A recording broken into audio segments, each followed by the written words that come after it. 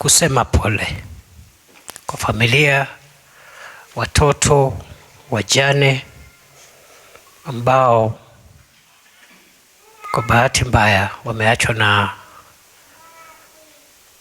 waume wao na wazazi wao.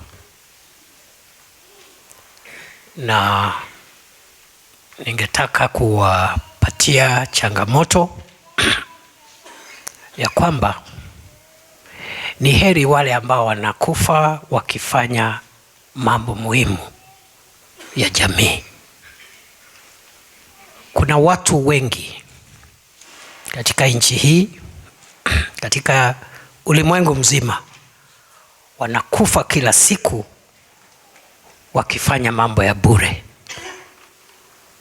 Unasikia mtu amekufa sio kwa sababu ya kitu ya muhimu, lakini kwa sababu alikuwa katika mambo ya bure. Kwa hivyo nataka niwatie moyo ya kwamba your partners, your fathers and mothers who are in the service, ambao wamekufa katika hali ya kutekeleza kazi ya kulinda wengine, they are in good hands, in the hands of God, because they have died while saving the lives of other people.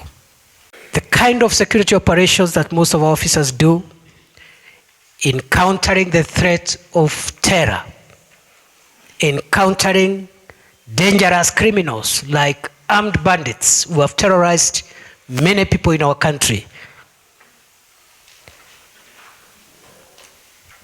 we must not confuse those operations with misuse of firearms by 1%, a very small minority of our officers who are tainting the image of the National Police Service and our other formations. Number 2, to our sisters, our children who have been left behind, no amount of speeches, no amount of sympathies can restore the loss you've gone through. Ours is just to tell you sincerely and honestly that we wish what happened never happened, but it did happen. And also, we'll make sure that as you have asked us to do through your representatives, we will make sure that we will improve on the capabilities of those who have been left in the service to make it impossible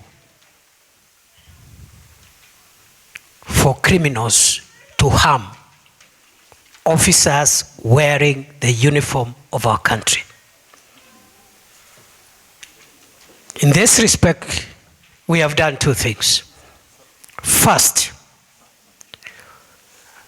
when this administration took over office, we realized that for many years there has been underinvestment in the equipment of our National Police Service and other disciplined forces.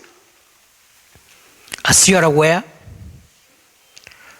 we are at the tail end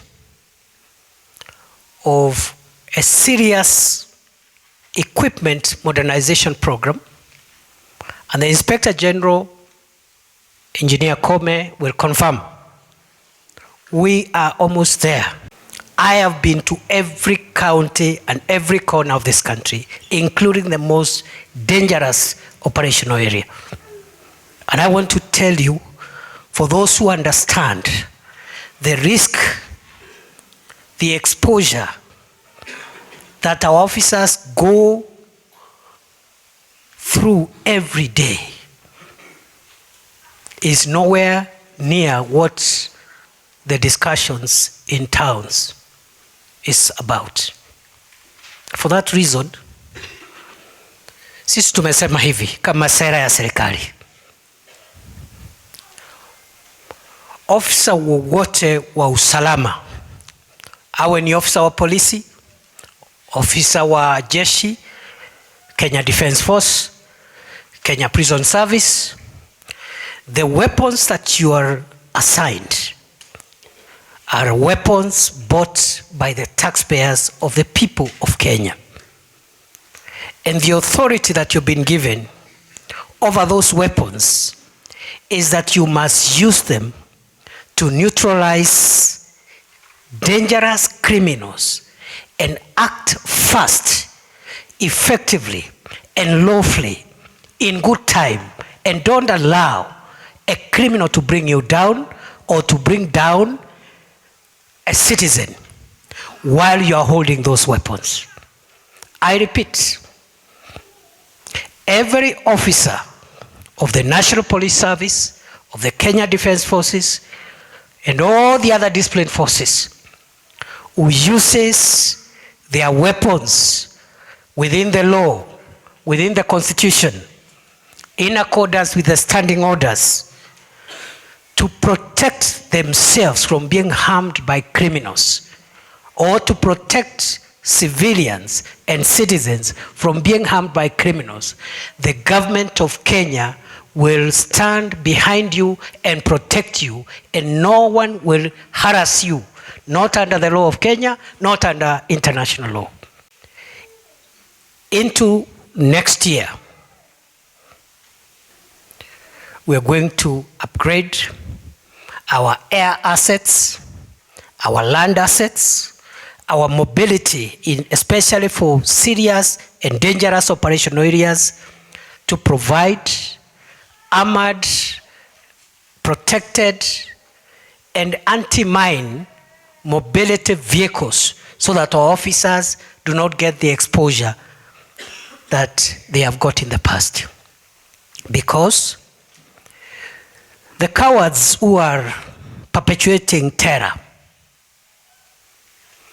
will never engage our officers. And that is the style of cowards. They come at night, they place some things in some road at night, and they hide in the bushes. And so once we sort out our mobility equipment to make sure that it is protected, and we have minesweepers, it's going to be impossible for these terrorists to hurt our people and our officers going forward, because they are cowards. They cannot engage with us directly. They survive by coming at night, placing some gadgets, and disappearing. And therefore,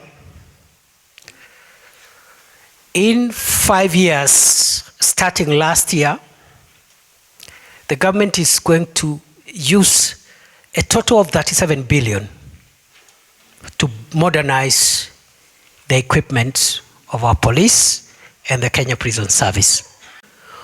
All of us must join hands with our officers and work towards a common end and speak the same language. We cannot afford to speak different languages. I am very happy, and I want to say, as the minister responsible, that there is no contradiction between the work the Inspector General of Police is doing and the work IPOA is doing and the work the National Police Service Commission is doing. There is no contradiction. In fact, what there is complementarity and mutual support for each of the roles of the different institutions.